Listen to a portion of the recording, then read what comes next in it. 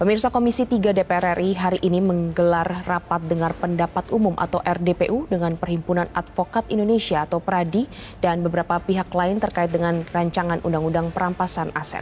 Komisi 3 perlu menyampaikan siaran pers khusus terkait pembahasan RUU Perampasan Aset. Sebagaimana hari ini ada banyak beredar hoax bahwa Komisi 3 menolak untuk membahas Undang-Undang Perampasan Aset. Saya memperingatkan sekali lagi, untuk sekian kali lagi saya bicara dari dulu. Hei para koruptor, sadar diri. Hentikan praktek-praktek kau. Hentikan. Guys, ini anggota dewan kita terhormat kelabakan ketakutan setelah mendapatkan begitu banyak kritikan, bahkan dari Presiden Prabowo Subianto. Kita tahu teman-teman, penanganan RUU Perampasan Aset itu berjalan sangat lambat, bahkan hingga 4 generasi DPR saja belum bisa mengesahkan satu RUU tersebut. Nah, kemarin netizen banyak sekali menyuarakan bahwa DPR gagal mengesahkan RUU Perampasan Aset. Bahkan isunya beredar bahwa RUU ini ditolak oleh para anggota DPR karena banyak anggota dewan yang berkata atau mengatakan bahwa jangan cepat-cepat mengesahkan RUU ini karena RUU Perampasan Aset bisa disalahgunakan, jadi DPR harus hati-hati. Nah, dari omongan Pak Dewan ini mulailah berspekulasi para netizen bahwa DPR nggak mau mengesahkan RUU ini. Terbaru kemarin teman-teman, ini Habibur Rahman mengatakan bahwa RUU tersebut tidak batal dan menegaskan bahwa akan melanjutkan RUU tersebut. Dalam pernyataannya teman-teman di gedung DPR saat rapat itu, kami anggota dewan tetap melanjutkan pembahasan dan juga pengesahan RUU Perampasan Aset. Nih, Ketua Komisi 3 DPR RI Habibur Rahman pun menegaskan bahwa pembahasan rancangan undang-undang tentang perampasan aset tetap berlanjut. Hal ini disampaikan menanggapi kabar burung yang beredar di media sosial. Ya, teman-teman, memang kalau misalnya anggota dewan kita ini enggak dipres, enggak dipush, teman-teman, sampai kapanpun RUU ini gak akan selesai. Jadi harus terus kita hangatkan isu tentang perampasan aset. Kalau kita nggak menghangatkan hal ini bakal mereka acuh tak acuh, lupa teman-teman. Nah, jadi good job lah buat para konten kreator di Indonesia yang kemarin kompak menyuarakan terkait RUU Perampasan Aset. Kalau misalnya kita nggak kompak, mereka juga nggak akan ngerespon lah. Jadi no viral, no justice gitu sekarang. Oke deh teman-teman, kita hari ini bakal melihat pernyataan langsung dari Ketua Komisi 3 DPR RI Bapak Habibur Rahman, ini politikus dari Partai Gerindra, terkait gimana nih Pak, RUU Perampasan Aset maju enggak, mundur terus Kita simak dulu deh teman-teman informasi selengkapnya.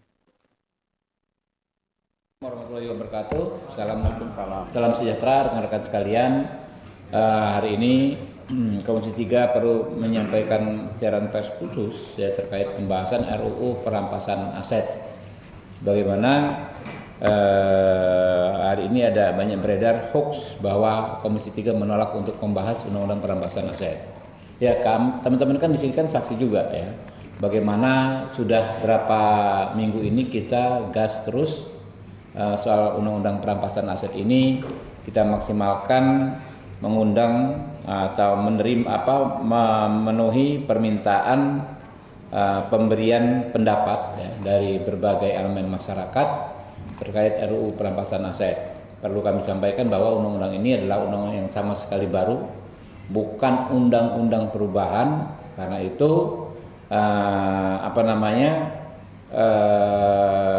lebih banyak yang dibahas pastinya dibanding undang-undang yang kemarin kita bahas di sini seperti KUHP, undang-undang polisi yang hanya membahas beberapa pasal. Ini kita meng-create satu undang-undang sejak awal sekali Bagaimana di konstitusi kita, DPR memiliki kewenangan untuk membentuk undang-undang. Untuk membentuk undang-undang itu kita dimulai dengan penyusunan. Nah, kemarin kita dikritisi kenapa waktu penyusunan masyarakat nggak dilibatkan. Nah, ini kita libatkan maksimal masyarakat mulai penyusunannya Kita minta masukan dari masyarakat ya, dan banyak sekali masyarakat yang memang antusias ingin hadir di RDPU di hari ini ya. Saya sampaikan ini sejauh ini yang sudah kita dengar ya, masukan dari masyarakat. Yang pertama dari Kepala Badan Keahlian DPR RI 15 Januari, kemudian dari Pakar Hukum Kurnia Ramadana, dari Prof. Dr. Hipnu Nugroho, Dr. Maradona, ya, kemudian Pak Chandra Hamzah, Advokat Cinta Tanah Air, Kongres Advokat Indonesia, Peradi SAI tadi ya, Peradi DPN Peradi ya tadi juga, kemudian dari Koalisi Masyarakat Sipil atau Lembaga Swadaya Masyarakat ada Perhimpunan Mahasiswa Hukum Indonesia ya, kemudian Profesor I Gede Widana Suwarta ya, ada lagi Heri Firmansyah, kemudian Oce Madril, kemudian Harfis Tuti Harfisnowo, kemudian Prof. Neng Jubaidah, mahasiswa magang di DPR, kemudian Luki Raspati, kemudian Tuti Rahayuningsih, Dr. Khalif, kemudian pengurus besar Serikat Mahasiswa Muslimin Indonesia PB SEMI ya. Kemudian ada juga Dr. Yusuf Saifuddin, kemudian ada Dr. Didi Sunardi, ada perwakilan Senat Mahasiswa tadi dari Universitas Islam Negeri Syarif Hidayatullah Jakarta ya, untuk yang akan segera memberikan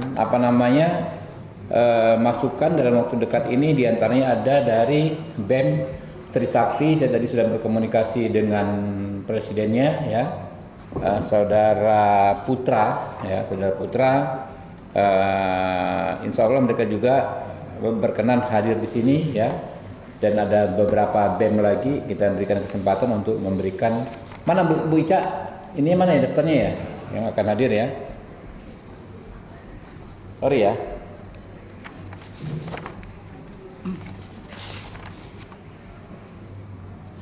Ya, ada yang ada Ahmad Mofindri Aji Sukma ya, ini pelajar atau mahasiswa postgraduate PhD di University of Cambridge Inggris, karena kita ingin melihat perbandingan dengan di negara-negara lain. Ada Profesor Dr. Dadang Heri Saputra, Rektor Universitas Banten Jaya atau di Serang. Ada Profesor Faisal Santiago, akademisi Universitas Borobudur. Ada Fisabilillah, mahasiswa postgraduate di King's College London, United Kingdom ya. Ada juga kita undang Pak Ari Yusuf Amir ya, advokat, Pak Hotman Paris Hutapea, advokat, untuk memberikan pandangannya terkait undang-undang perampasan aset ini. Jadi kita ini gaspol terus Pak. Ini sementara belum ada kita agendakan RDPU undang-undang lain ya, selain perampasan aset ini, karena memang kita prioritas. Jadi undang-undang advokat walaupun ada dari Mahkamah Konstitusi memerintahkan kita membentuk dalam 2 tahun ya, kita belum bisa agendakan. Ada undang-undang apalagi yang di sini narkoba ya, belum ya. Ya, psikotropika.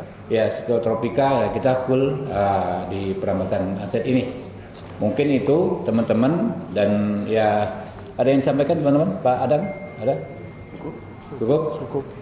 Ya, nanti jam besok hari Rabu sudah kita mulai gaspol lagi, Rabu, Kamis. Mungkin itu ya teman-teman ya.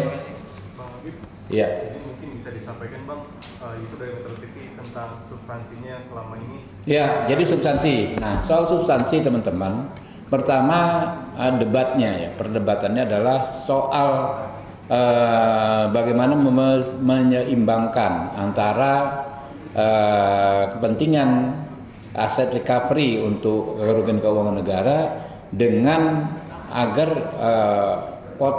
membatasi potensi abuse of power oleh para penegak hukum. Oleh aparat penegak hukum, jangan sampai terjadi abuse of power dengan mengatasnamakan undang-undang perampasan aset ini.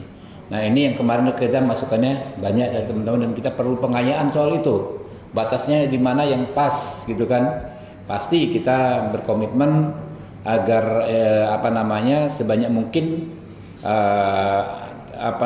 terjadi aset recovery, ya, tapi sisi lain jangan sampai orang yang nggak bersalah terkriminalisasi oleh aparat penegak hukum yang tidak bersih. Nah, itu satu. Yang kedua, banyaknya masukan soal perlunya lembaga khusus yang menangani soal pengelolaan aset ini yang hasil disita ini.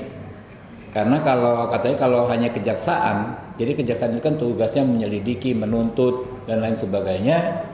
Dia tidak ada rekam jejak soal ini, soal mengelola ini, aset ini gimana. Nanti ada masukan juga. Terus nomenklatur juga, apakah kita akan mengikuti apa yang tercantum dalam UNCAC namanya asset recovery. Kalau pakai diterjemahkan, asset recovery itu kan pemulihan aset, ya. Apakah kita akan pakai perampasan aset? Ya. Ya. Tanggapan dari Komisi 3 gitu ya.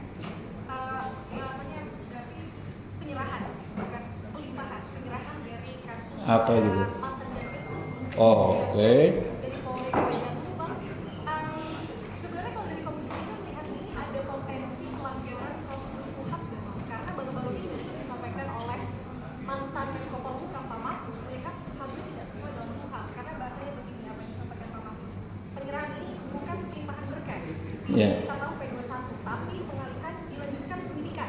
Yeah. Penyidikan yang dilanjutkan oleh Kejagung. Nah, itu dinilai Pak Mahfud tidak sesuai. Dari Komisi 3 berarti seperti apa? Ya, kami kan gini nih, ya, Mbak ya. Kami ini anggota DPR, bukan hanya berkepentingan untuk bicara, tapi kami justru harus mendengar, termasuk masukan dari Pak Mahfud. Apakah sudah sesuai dengan KUHAP atau belum? Ya, kalau menurut Pak Mahfud belum sesuai dengan KUHAP, ya mungkin kami juga akan undang Pak Mahfud, ya, kami akan dengar pendapat beliau, kan beliau profesor, ya. Kita tentu soal keilmuan harus banyak belajar dari beliau. Kalau menjadi masukan, ya akan kami teruskan, ya. Jadi kita belum sampai kesimpulan juga, Pak. Memang itu bukan pelimpahan sebagaimana rangkaian hukum acara pidana dari penyidik ke penuntut, ya. Itu bukan, itu penyerahan penanganan perkara dari institusi namanya polisi, Polri, Barreskrim Kortas ke institusi lain, kejaksaan. Dua hal nih Mbak, ya. Pertama, kita sama-sama menginginkan kasus ini diusut secara tuntas. Artinya apa? Siapa yang bertanggung jawab, peristiwa yang terungkap tuntas, harus jelas, ya. Dan harus dimintai pertanggungjawaban secara hukum. Itu kita sepakat. Tapi yang kedua, ya, kita ingin tidak menginginkan terjadinya gesekan, ya, friksi antar institusi penegak hukum. Walaupun berbusa-busa kita ngomong ini adalah oknum, ini adalah individu, ini adalah perbuatan orang per orang.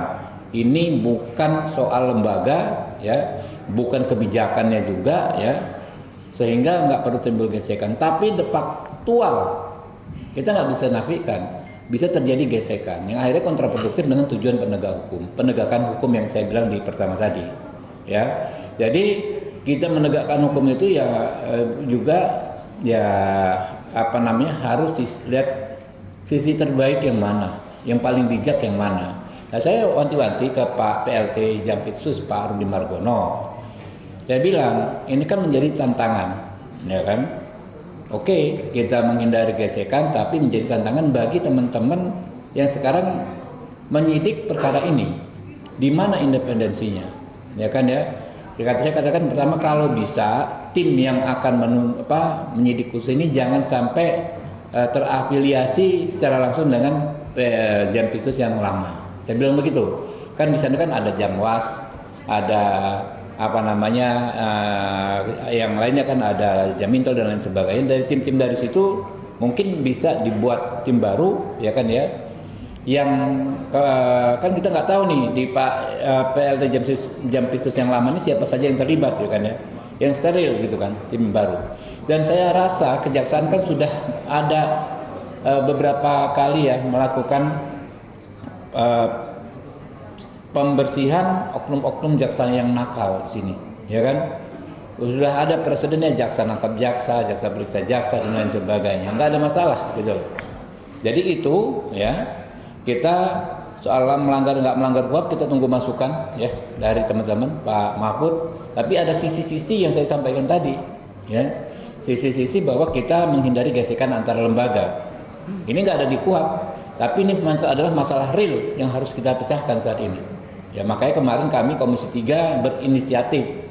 Saya ikut hadir ke Kejaksaan Agung dan teman-teman ini semua, ya, ada Gus Abdul, ya, Pak Bimantoro, kemarin ada teman-teman semua.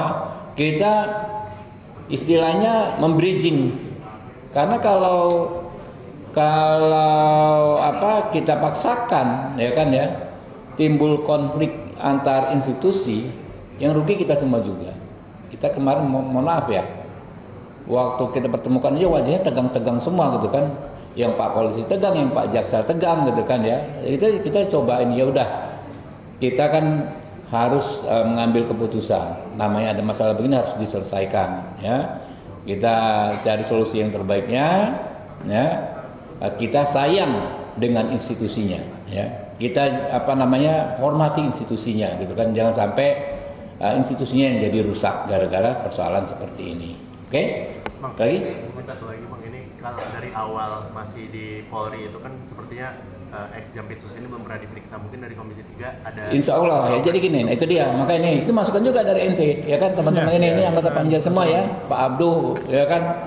Nah nanti apa masukannya yang harus kami lakukan? Yang pertama kami ingin mengatakan bahwa satu, kami akan cek tadi apakah sudah dicekal atau belum, ya. Kemudian penggeledahan dan lain sebagainya seperti apa, ya. Kita akan cek bersama, ya. Ini kan panja baru 1 hari ini pertama kerja. Panja yang di DPR kan baru 1 hari. Kami menerima masukan dari masyarakat apa saja, ya. Kita akan selamatkan institusi kejaksaan, kita jaga institusi kejaksaan jangan sampai jadi rusak, ya. Tapi kita ingin hukum ditegakkan. Oke? Ada dorongan buat segera ditahan gitu Mas, kan belum ditahan nih sekarang. Kita nggak tahu, maka yang sudah ditahan atau belum, ya. Kan dari pagi kami rapat, ya. Nanti habis ini kami koordinasi, ya. Kami akan cek ditahan atau belum, ya. Kalau belum ditahan kan tentu kan dalam kasus tipikor, ya, memang penahanan sangat urgent. Oke? Yes.